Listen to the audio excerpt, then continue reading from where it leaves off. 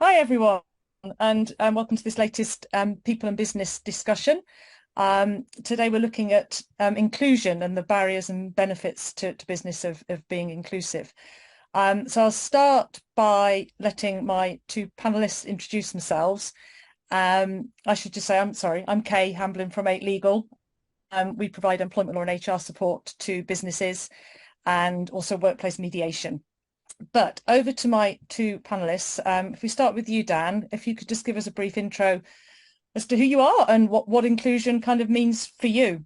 Yeah, sure. Hello, everyone. My name's Daniel Biddle. I'm the chief executive of an organisation called the National Diversity Employment and Advisory Service. So we specialise in supporting disabled people into employment and helping businesses capitalise on the massive talent pool from the disabled community, and adopt more inclusive approaches and practices around recruitment. I think the question of what inclusion means to me, I'm disabled myself. I'm a bilateral double amputee, so I'm a wheelchair user. And I think inclusion is really that whole concept of not leaving anyone behind, regardless of background, ethnicity, whatever that may be. I think the most frustrating thing for me is that in the work that I do, I see organisations that have a big push. So let's say it's around a race agenda or around LGBTQ+. And it's almost as if they're trying to tick the box of being a bit inclusive. That's the equivalent of saying like your wife's a bit pregnant.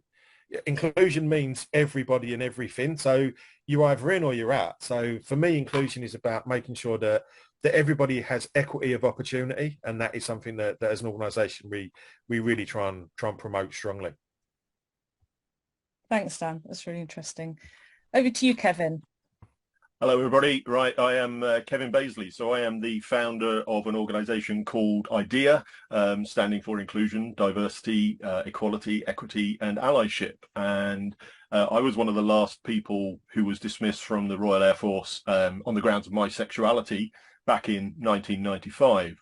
I moved into a corporate environment, and because of my experience, my lived experience of that discrimination and exclusion, I became very, very involved within the company efforts for inclusion and diversity with the employee resource groups and so on, until eventually I got to the point where I realized that actually the part of my working day that I really felt passionate about and wanting to get up to do every day was the inclusion and diversity. So I thought, right, now's the time to set myself up in business, use my lived experience, use my passion and enthusiasm to help promote that within businesses, guest speaking, training, and so on, consultancy. Because as it says in my rather long tagline, I suppose, inclusion to me is a choice. It is something that we can choose to do and people choose not to, but it's about making sure that everybody is included. And going back to what Dan said, it's not about, protected characteristics. It's making sure that everybody is included, everybody is welcome, everybody has an environment where their opinions, their choices matter equally. They have the same equal opportunities to progress and show their merits within the organization that you have, and that their voices are valued and heard, and that they are welcome and they belong within the business. Yeah, absolutely. I think I hope I haven't nicked this from one of you two, but I remember somebody once saying that if equality was being invited to the party, inclusion was feeling welcome on the dance floor. And I quite like that as a sort of, actually being really part of something rather than it just being a tick box thing and making it meaningful. I would just say, so it's kind of going to be run as a Q&A today, but we've got a small audience. So Alex and Carly and Jill and Pete, if you've got any questions at any point, just dive in with them. Okay, don't wait to the end, because we might as well just turn this into a conversation with everybody, and feel free to join in whenever. Okay. So I was going to sort of start with thinking about, businesses are facing some enormous challenges at the moment with the recession and energy bills and inflation, and recruitment crises in all sorts of sectors. So the first thing I want to think about is really why should they invest in the time and their resources on inclusion? I mean, I'm going to dive in with a very quick bit to start with, because obviously the first thing is that they have a legal obligation not to discriminate against people. So, the Equality Act 2010 provides protection from discrimination because of specific protected characteristics such as race and gender and sexual orientation and disability. As Kevin said, I don't think that's where inclusion should stop, but that's a whole bigger conversation. And that protection from discrimination starts even before somebody begins employment. So, you can be in trouble for discriminating before you've even taken on an employee.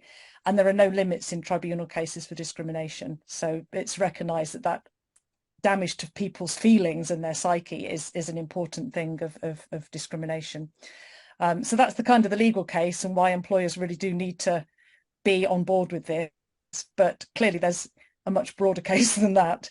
So who'd like to go first? Do you want to go first, Kevin, since I started with it Dan before? Yeah, so in my mind, there are three main reasons for businesses and organisations to invest in inclusion and diversity. I mean, the first one is it's the right thing to do, but that's a really utopian view of the world, and we all know that the road to hell is littered with people who should have done things because it was the right things to do, but they didn't. You very rightly mentioned the stick side of things, the legality of discrimination and inclusion, and making sure that we have laws that protect people. But obviously, as I say, that's the stick, and we know that there are some people who will use that as basically setting the bar for the absolute minimum they need to do to make an inclusive environment. And then we have the really important part of it, the carrot, the business case for an organization. There is a massive business case out there for inclusion and diversity. It genuinely benefits all businesses, and it comes back to the bottom line in so many different ways. And if nothing else, that becomes a no-brainer for organizations to say, well, why shouldn't I invest in inclusion and diversity? Yeah. Very much so. And there's a lot of evidence out there, isn't there, that sort of companies with diverse boards perform better. Not to mention, I said about the war for talent. If you've got a talent shortage, you really want to be attracting as wider and diverse pool of applicants as you can to make the most of those resources. Definitely, yeah. What are your thoughts, Dan? I think for me, going from like a lived experience background. So as I mentioned earlier, I'm a wheelchair user. At the age of 26, I was caught up in a terrorist attack in London. So I'm sure people remember the 7th of July terror attacks in London. I was on one of the tube trains that got bombed. So as a result of that, I lost both my legs. I lost an eye and was in hospital for a year. My working life up until that point, I was a construction manager for quite a large construction company. So when I acquired my injuries, I knew that getting back on a construction site wasn't really going to be feasible. But I still had all the knowledge and the experience that I'd garnered over the years of working in that industry. I'd got my degrees, I'd got my qualifications. So my knowledge was still there, but my physicality had changed. And I think for me, when we look at the skill shortage we have in industries like construction, in hospitality and whatever it may be, we have such a rich talent pool of disabled candidates out there. And I talk about disability because that's my field of expertise. And I think what we have is when we look at the statistics, 84% of disabled people acquire their disability while they're of working age. We have year on year, roughly 2% of working age people acquire a disability or a long-term health condition. 1 in 5 people in the UK have a disability or know somebody with a disability or long-term health condition. So when we start looking at the demographics of that, we're talking huge numbers of people. About 8 million disabled people are of working age, yet only around 47 to 50% of those are in employment. So we have a lot of people who acquire their disability through illness or accidents or terrorism in my case, that society and the world of employment all of a sudden devalues. They don't see that as a valuable proposition in their business. So we have this massive pool of talent that are qualified, experienced, knowledgeable, waiting for an organisation to give them an opportunity. So with the work that I do in recruitment, if you imagine a swimming pool, most organisations, they like to paddle in the shallow end where it's safe and it's comfortable and it's familiar. But if you go out a little bit deeper, you've got this diverse talent pool of disabled people, people from different ethnic backgrounds, different sexualities, whatever it may be, but they're in slightly deeper water.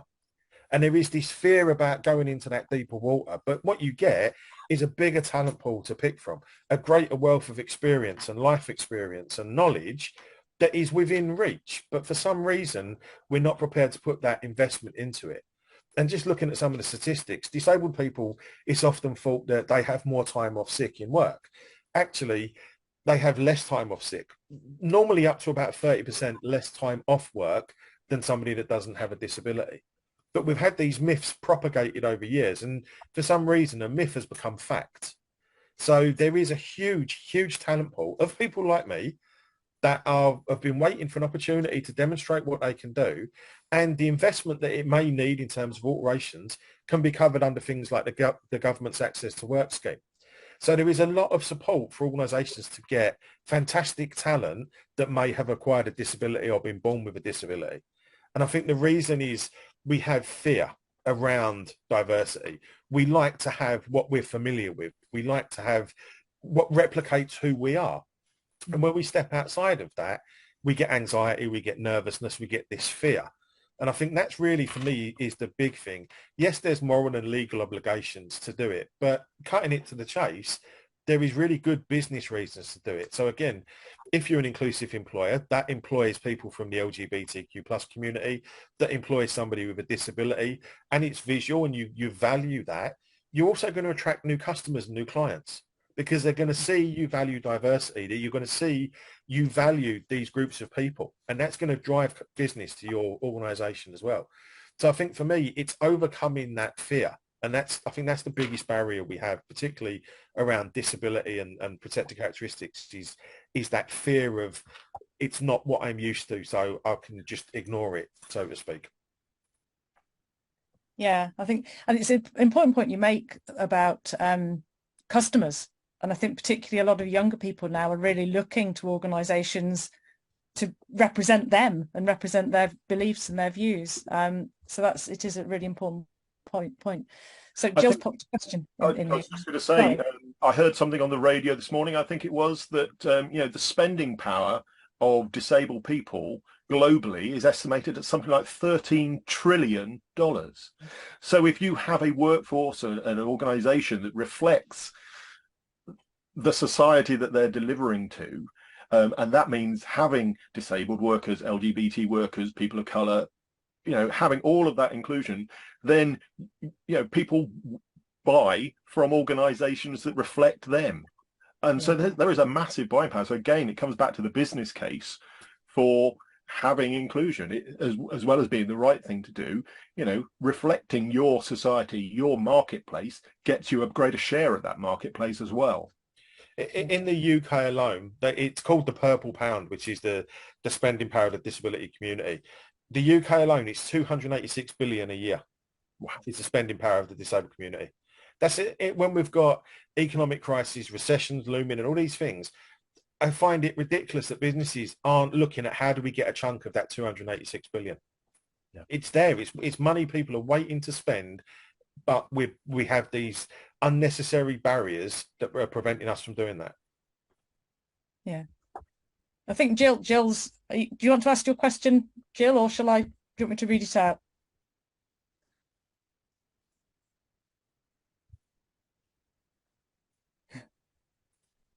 Shall I just read? Yeah. So, I mean, Jill's asked a good question, is that, is part of the challenge that businesses are asking the wrong questions when they sort of spec a job, and should they be asking, how can this job or role or task be undertaken by someone with a disability? And could the kind of recruitment companies act as a catalyst in that process? Which I think is quite interesting. It's all right if I jump in on this one first? Definitely. I think it's not so much businesses are asking the wrong questions. I think it's the processes that mean they have to ask the question. So as a business, one of the things that we do with our clients is when a client has a position that becomes available or a role they need to fill, we go in and we look at the role and task analysis. So we break that down and we identify where there would be barriers to somebody that has a mobility impairment, to somebody that is neurodiverse, whatever it may be.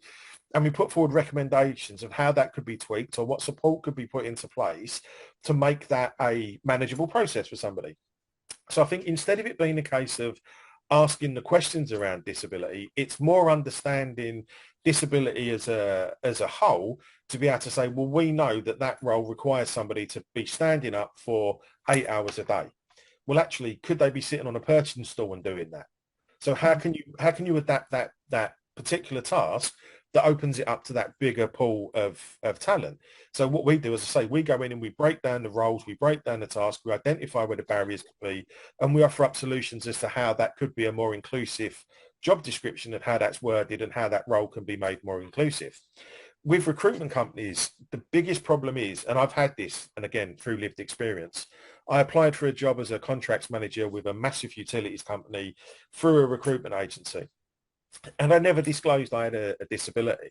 And I got to the point of being asked to go for an interview. And at this point, I now have to disclose because I don't want to turn up and there'll be steps and I'm sitting outside and all that kind of anxiety that gets exacerbated. And as soon as I told the guy that I was in a wheelchair, the tone of the conversation changed. All of a sudden, I was no longer the right candidate. All of a sudden, I was overqualified and there would be a fear that I wouldn't stay in the job because the level I've worked at before was a lot higher. And I think what we have is recruitment companies doing a disservice to their clients in a lot of instances where they're getting really, really great talent, but because of disabilities being mentioned or disclosed, it becomes very interesting. Like, oh, we don't know how to deal with that. So what we won't do is put that to our client in case our client gets jumped with us, where in actual fact, probably the client's more concerned about can that person deliver what we need and be beneficial to our organization, and we'll work around the rest of it as and when we need to. But we don't get to that point.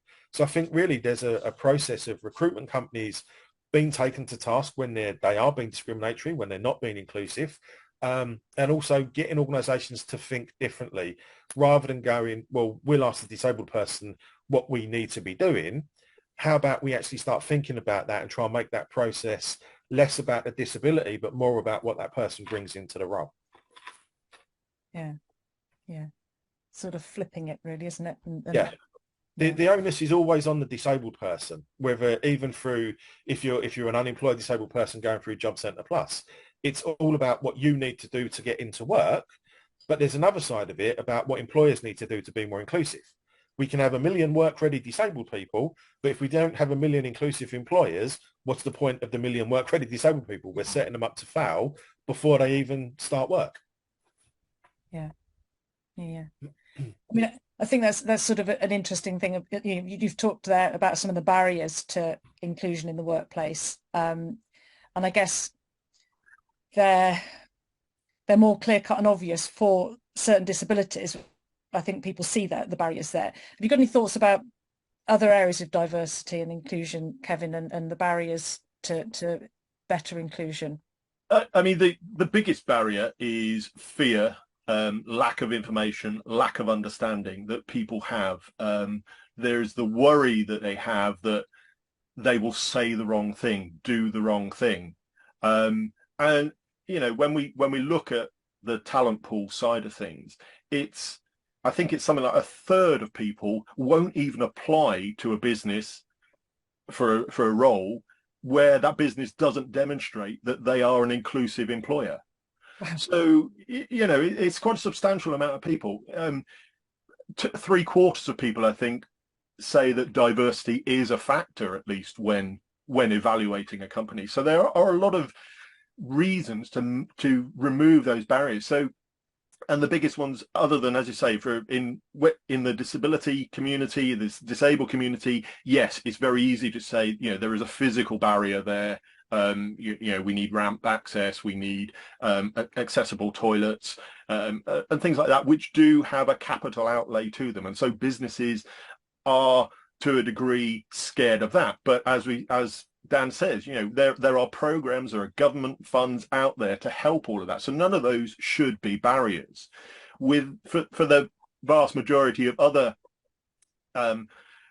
marginalized groups, there is no real significant capital outlay to making yourself an inclusive environment for them. You know, it is about dispelling the fear, you know, providing information, providing education, and changing your practices and processes. So the obvious one, we discussed it, you know, inclusion starts right from day one of saying, oh, I've got a vacancy.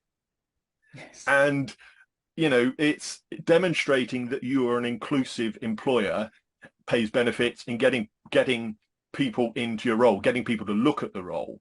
And I describe it as sort of the fishing analogy. So if you are constantly going to the same fishing pond looking for recruits for your business, and everybody else is going to that same pond, you know, you're all going to be fighting for the best talent, the biggest carp within that pond. And so, you know, your chances of getting that championship fish are reduced. So if you start looking for different methods of fishing, different ponds, different rivers, different, you know, it's all about spreading your net wider to ensure that you've got the biggest possible talent pool to select from. Because at the end of the day, we are still looking for the person who has the most merit for the role. You know, we're an organization, we're either making profits or we're trying to minimize costs for our charities and so on. So you want the best person who's going to deliver the best in the role, and irrespective to a degree of their diversity.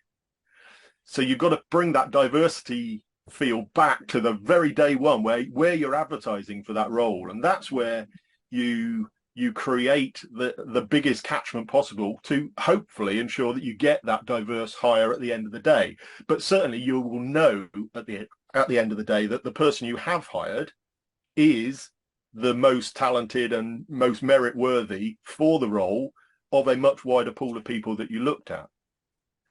And those barriers are all about education and information and having employee resource groups set up. So there are lots of steps, and we'll probably get onto that in more detail later. But you know, outside of the disabled community, all of those barriers are really quite easily surmountable without a lot of outlay. It's just about changing opinions, changing minds, educating people, so that all of those myths go away, and you realize that actually doesn't matter whether they're LGBT, person of color, what sex they are, what gender they are. You know, they are the right person for the role, and you want them in the business because they're going to deliver the best for your company. And then by virtue, you end up with a wonderfully diverse organization that is performing at its best. Yeah. Alex, you put a question in the box, and I will come back to that, but it's noted, and I'll come back to you. I'm just going to follow up with something that you just touched on, actually, Kevin, in that I quite regularly have conversations with business owners who are clients or otherwise, and they get really worried about the language that they used, and they're really afraid of saying the wrong thing or on getting into trouble. And I know when you and Dan and I had a conversation a while back, we talked a little about like the use and misuse of language, and what are your thoughts on that? I'll go to you first, Dan. I think language has become one of those topics that has kind of diverted us from the real issues that people are facing. So I think in the conversation that Kevin, myself and UK we had quite recently, I remember a few years ago when there was a massive push to change the name of disabled toilets to accessible toilets and disabled parking to accessible parking. And there was a big kind of fury that what a great victory for disabled people. And I just thought, what a load of nonsense. If you ask most disabled people whether or not they care what the facility is called, we don't. We care that every publicly accessed building should have a disabled toilet. We care that every car park should have an adequate provision of disabled parking spaces. Because calling it an accessible toilet doesn't make my life any easier. Calling it accessible parking doesn't make places more accessible to me. Actually having the toilet that's designed right, that's available, that's well maintained and not used for storage and God knows what else, having the right sort of parking spaces which aren't abused, which are for blue badge holders, which have the hatching to the side so I can get my wheelchair out, that's what's important. And I think what we tend to do is we overshadow the real issues with what I term as the fluffy side of it, which is how we label it. The labeling for me, and only from my own personal experience, I really don't care what it's called. When I'm breaking my neck to go to the loo, I care that there's a toilet there. I don't care what the sign is on the door. I don't care what the wording is. I care that it's big enough for me and my wheelchair to get in there and for me to use the facility. And I think what we tend to do is we get so fixated on, we can't say this, we can't say that, we can't do this and the other. We end up don't doing anything. And I'll give you an example of that. I was in a supermarket years ago and I was trying to find a certain item. And every time I stopped, somebody would walk past. And the minute I looked up, they'd reach something from my shelf, give it to me and walk off. And I ended up with this big sea of products and none of it was what I wanted. And when I eventually found what I wanted, I went to the checkout, I paid for it and I asked to see the manager. And when I explained what happened, he went, "That's absolutely great. I'm so glad my staff did that." I was like, well, I weren't. I was made to look like an idiot with this great wall of products around me because nobody asked me what I was looking for. Because this fear of, what if I say the wrong thing? Am I going to offend him? Well, we all have the ability to cause upset to people inadvertently. It's about how you manage that. If I say the wrong thing to somebody and I cause offence, I go, "Look, I'm really sorry, I didn't mean any offence by that. How should I have phrased it?" Because for us to learn and evolve, and inclusion is constantly evolving, we need to learn lessons to make sure that we don't repeat it. What we can't do is just shy away from it and have all this big fear around the language we use and we never progress. Inclusion can't ever evolve unless we learn from mistakes and we learn what is acceptable and what isn't. And for me, I have no problem with being called a disabled person. But you could get somebody else with a disability that goes, "No, I'm a person with disabilities." So really, language is very personable to who you're talking to. I remember the conversation we was having with Kevin when we had our call, and Kevin was saying the use of the word queer has come back into the LGBTQ plus community. Now, for years, I was taught that that's a really homophobic statement and a really homophobic word to use. And I would imagine there's probably some older generational gay people that would still be quite offended by that. So again, it's who you're talking to, how comfortable they are with that language is going to be very person specific. We can't legislate and say, well, all disabled people have to be called persons with disabilities, because I might not want that. Kevin may be perfectly happy to reference and use the word queer, whereas some other gay people, they might be, no, I don't like that. That's fine. We learn and we know that group, we don't use that language.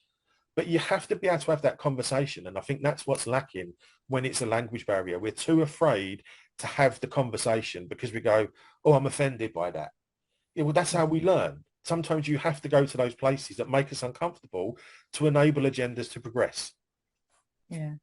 I think the fear is it's probably amplified by social media, isn't it? You know, absolutely. Somebody says something that's a big pile on when someone says wrong, and then yeah. I know that's something you've talked about before, Kevin, with on social media. Yeah, I mean, Dan, you're perfectly right. Language is fluid and it's constantly evolving, and we find better ways to describe something, and words that were insults can actually become meaningful to the communities that perhaps were insulted about it first. I mean, I'm glad you brought the word queer up. I mean, personally, I find the whole LGBTQIN, that whole alphabet soup really difficult, and itself, it then drives issues because people say, well, you missed off the I for intersex, so you're not being inclusive. And so I really love the idea of a single word that is used for the that community. And someone asked me, well, what's the opposite to heterosexual? And I said, well, it's just non-heterosexual. And it's as simple as that. But it was just a word that was a great way of providing an identity to an entire community that didn't leave anybody out. And disabled people with disabilities, at the end of the day, it's down to the individual who's being described to say how they want to be described. If you're outside of that community, respect how that person within the community wants to be described, how they want to be referred to. And don't be afraid to ask. I mean, the biggest thing that comes back to getting rid of the misinformation that's out there, and the only way you get rid of that is asking questions. So when you are not part of a particular community, don't be afraid to ask questions. Be sensitive about asking them and appropriate, and find the right time and place to do so. But in my experience, someone within a community is generally not going to be offended by you asking the question if it's obvious that you're asking the question because you want to understand better. You want to find how that person feels about how they're being described, how they're being objectified or whatever. So, questions and answers are ultimately the best way of removing a lot of those barriers for people, because once you've got information from the horse's mouth, as it were, you know that that's a good way of talking to someone, a good way of describing someone. But what you then do have to be aware of, that as Dan says, it doesn't always apply to everybody. So by all means, start off by saying, oh, I understand you're disabled. If they come back and say, no, I am a person with disability, and say, oh, I do apologize, and remember to refer them as a person with disability in the future. And people do make mistakes. I make mistakes. I work in the field of inclusion and diversity, but I make mistakes. I have used the wrong word. But when someone pulls me up on it, I don't make a big scene about it. I thank them for correcting me and file it away for future use. It's really funny because when I was talking, I felt uncomfortable using the word queer, because for so long it was seen as such a derogatory word to use, and it was an abusive word to use to somebody that was gay. And I think one of the things that I found, I was at a conference a few years ago, and one of the really senior people in a disability charity come up to me and they was like, well, how do we refer to you? And I went, Dan. And they went, no, your disability. I went, well, why do you need that? I'm Dan. Yeah. And I think that we have this issue as well around the whole labelling of things. Yes, I'm a disabled man. Yes, I've got no legs. You can very clearly see I've got no legs, but I'm still Dan. Yeah. Yeah. Whether your characteristic is not your identity. No, exactly. If somebody come up to me and went, "This is legless Dan," I'm going to have a bit of an issue with that, because not because of the wording, but they're putting my disability before me. Yeah. And then I think that what we have to start doing is seeing people for people that come with a disability, a different sexual orientation, a different religion. What we can't do is lose sight of we are all people. Yeah. We all deserve to be treated with respect and with equality. We all deserve equity in what we do.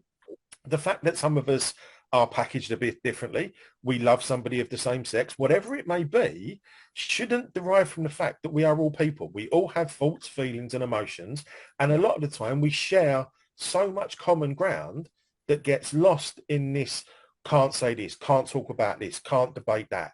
It gets to a point where we start causing segregation and isolation through a fear of saying the wrong thing, where actually I'd rather somebody say the wrong thing and learn than leave me feeling isolated because they're too afraid to speak to me.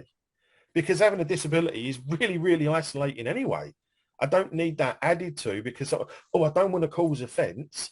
Well, how offensive do you think it is to just be ignored, like you don't matter and you don't exist? So we need to shift it a little bit in terms of what we focus on. Let's start focusing on people and what they bring, rather than how we label that person to make some other big group comfortable.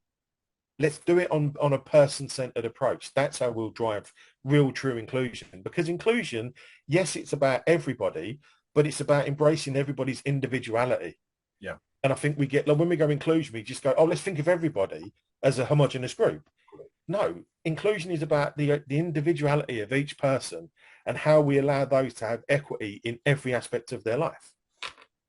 Yeah. And I think a few really important things came out there. I mean, I think one is that focusing on people as people first, rather than identifying them as LGBT or disabled or female or black or whatever it happens to be. And also the other thing, whatever the topic is of the people in business discussions, we always come back to communication at some point.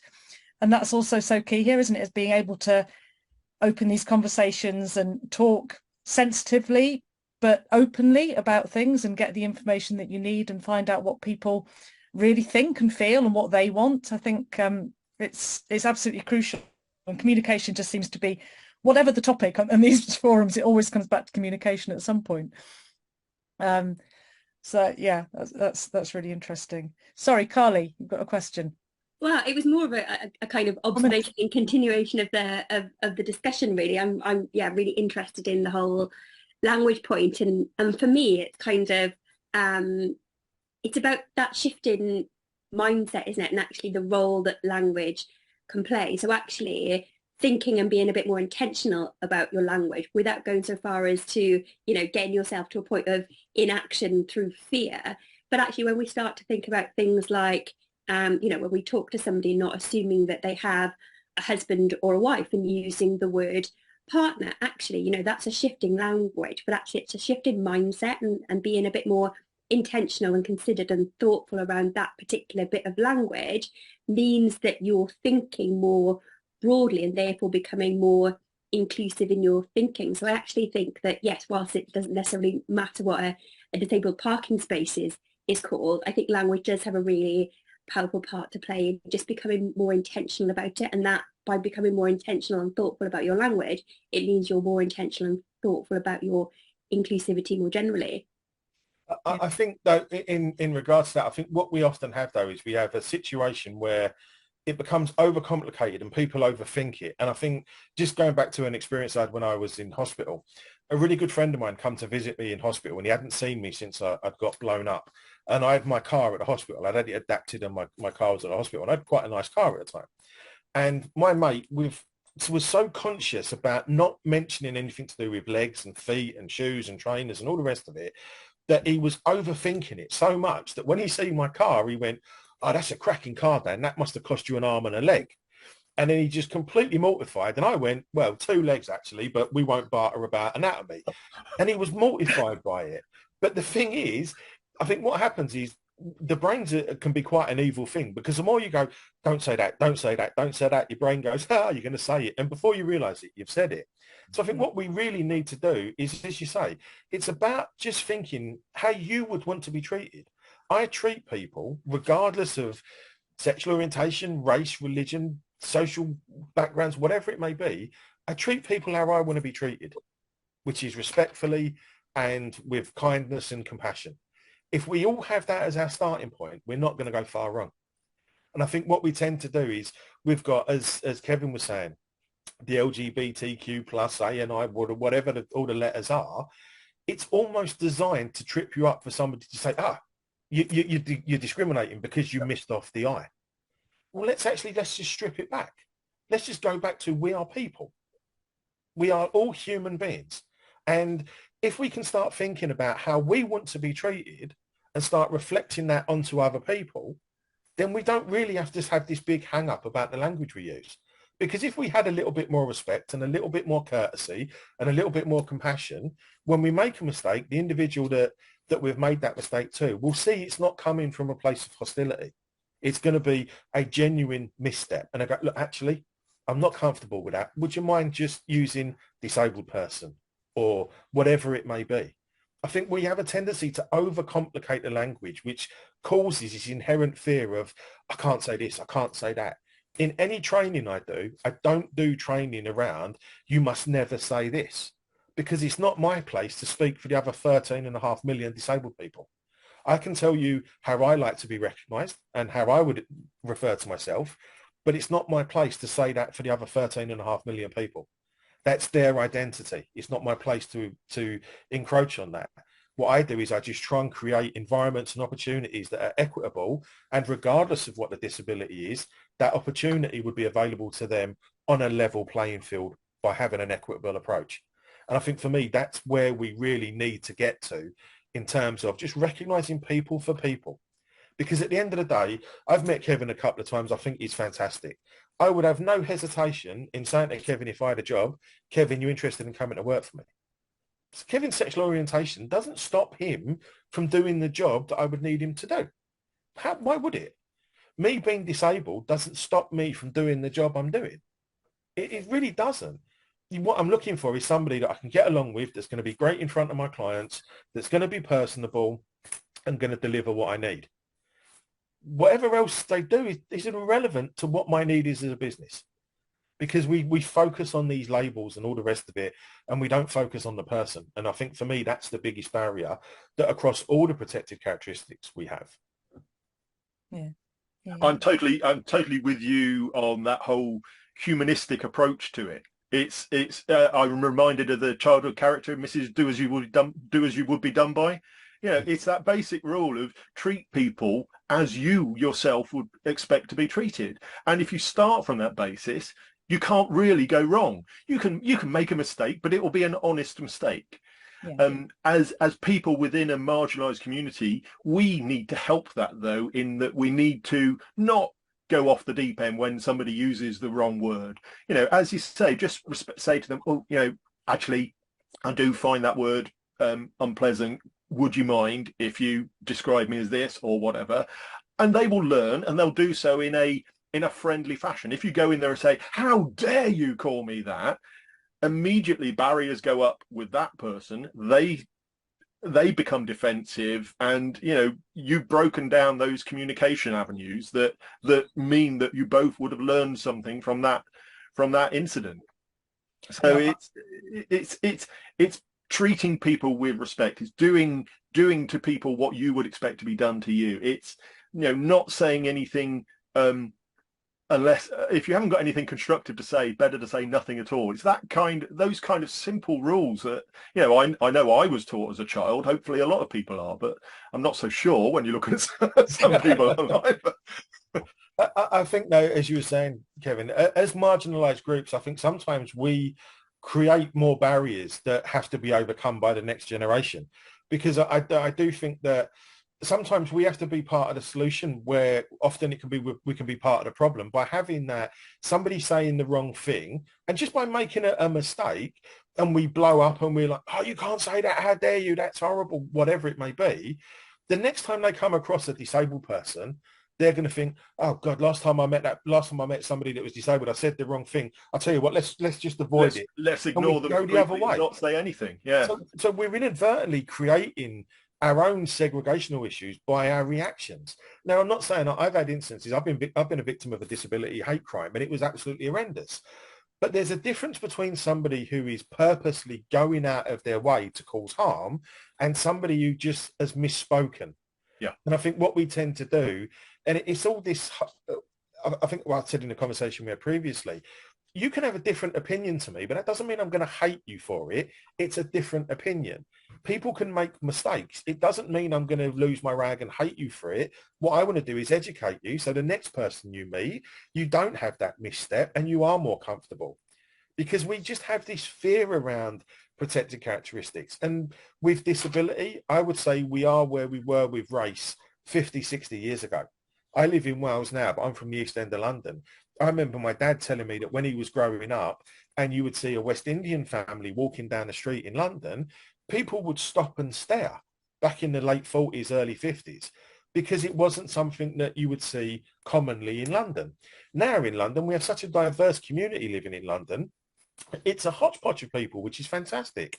But where disability is concerned, I still get people stop and stare at me in the street now when I'm in my chair.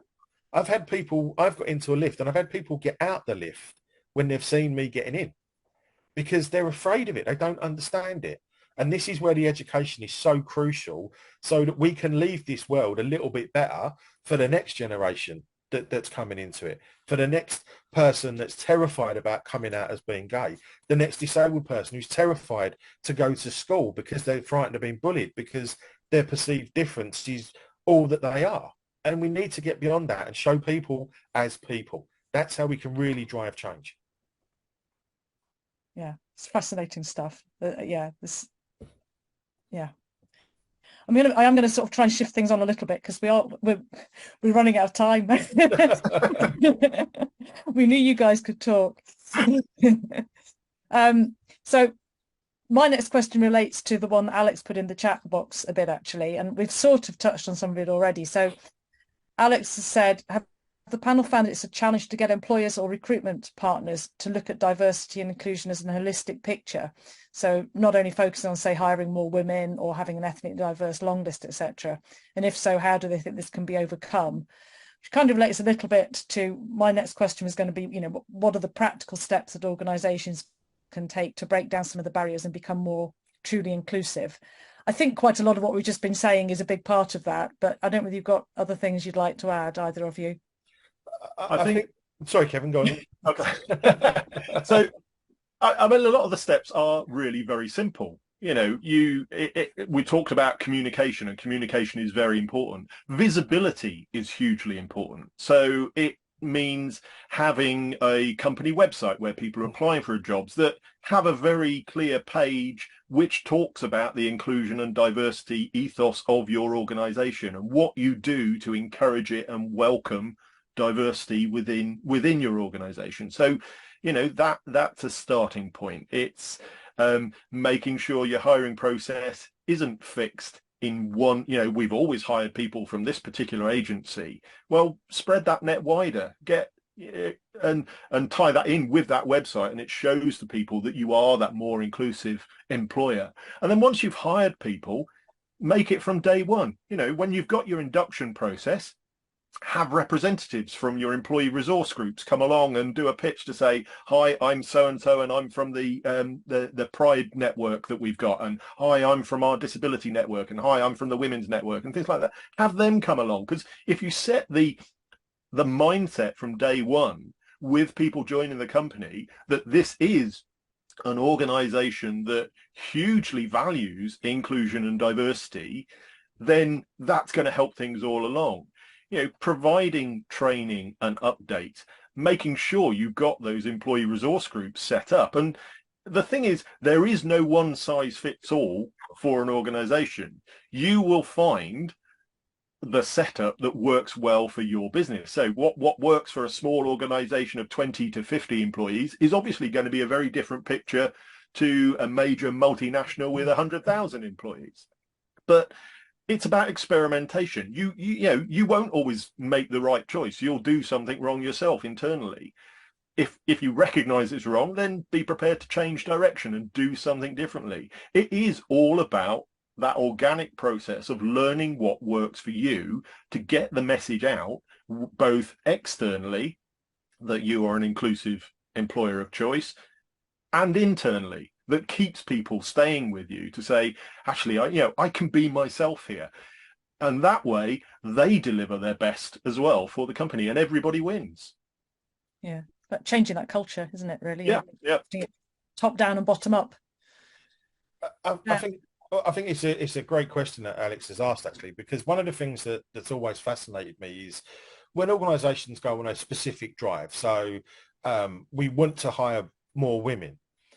Do the organisations not realise that disabled people can be women? We want more ethnicity in our organisation. Well, do they not realise that disabled people come from all ethnicities? Disability doesn't discriminate. It can affect anybody of any age, any race, any sex, any sexual orientation, whatever it may be. Disability can affect that individual. So really, for me, when we talk about inclusion, it's that thing that I said earlier on. If your drive is we need more women in this organisation, you're trying to tick that one inclusion box. But that's, again, like I said earlier, that's like saying, well, I'm a bit pregnant. You're either inclusive or you're not. Inclusion isn't about going to one specific group to tick a box and go, well, 30% of our staff are women.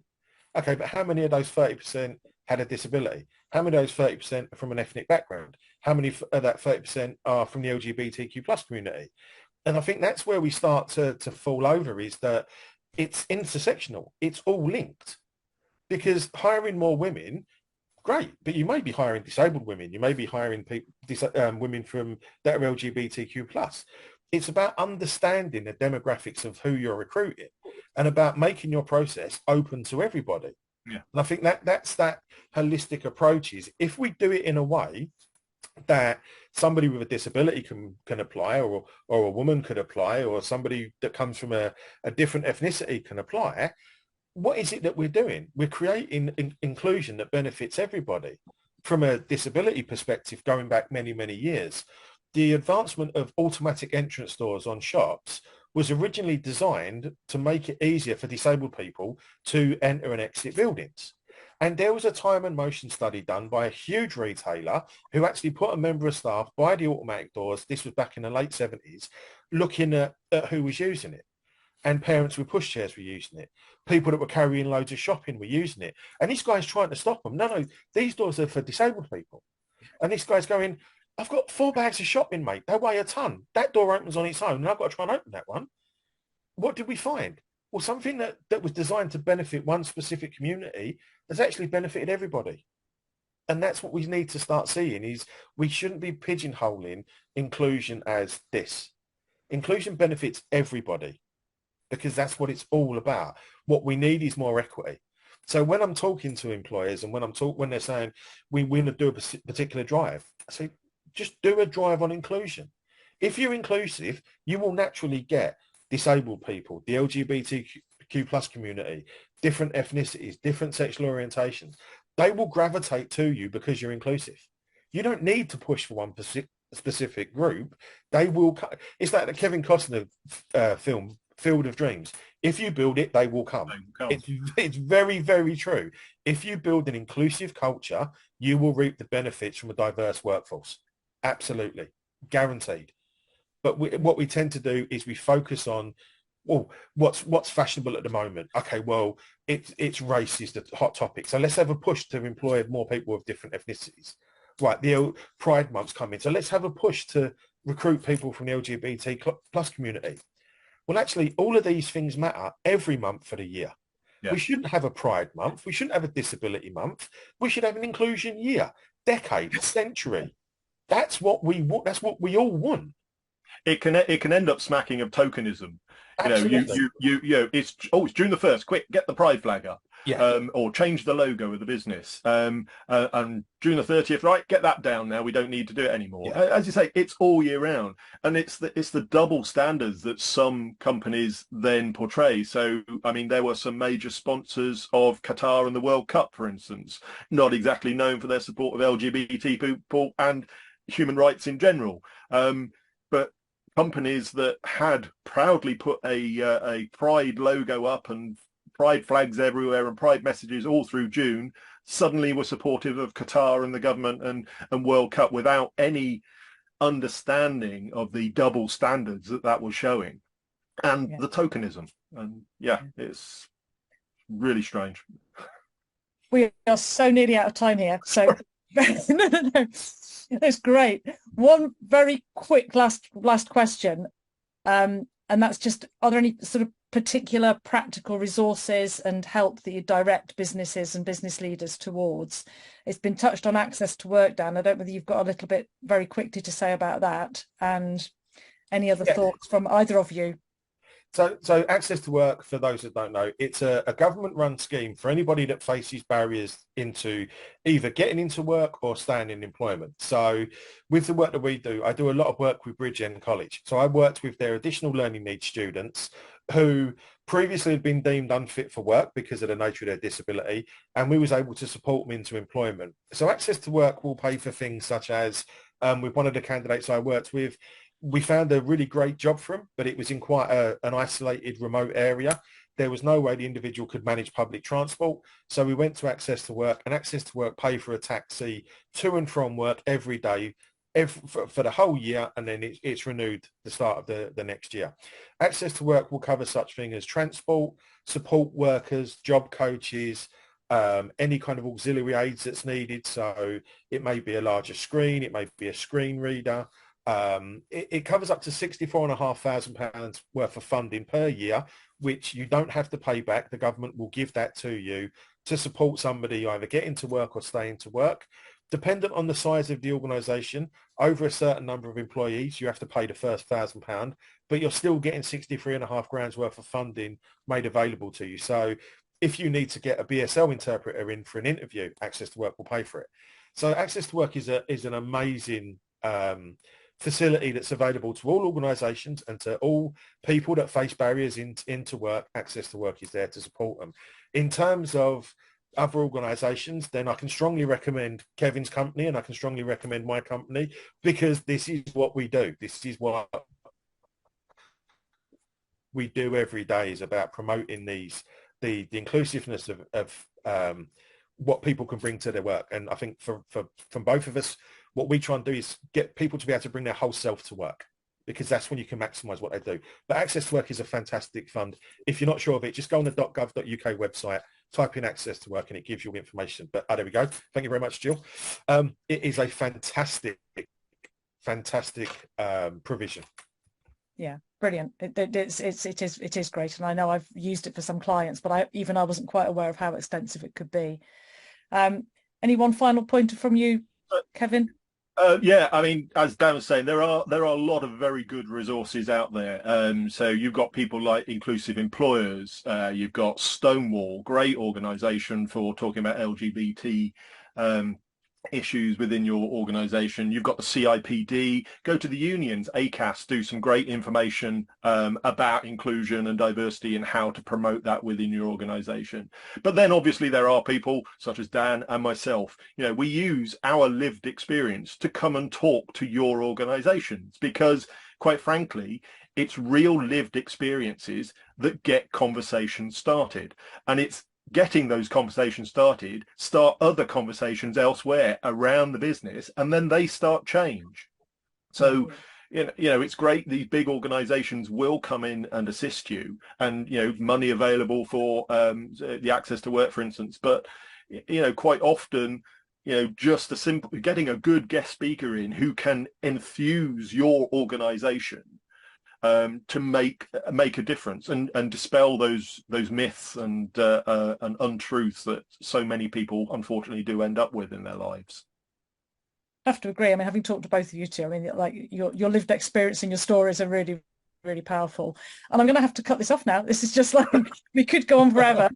But the next People and Business is on the 23rd of Feb, and it's on the same again on an inclusion type subject, in that we're looking at neurodivergent conditions, and that's well, we haven't touched on that really at all today, but that's going to have its own whole event next month on the 23rd of Feb. So if you keep an eye in your inboxes, you'll get the invites to that.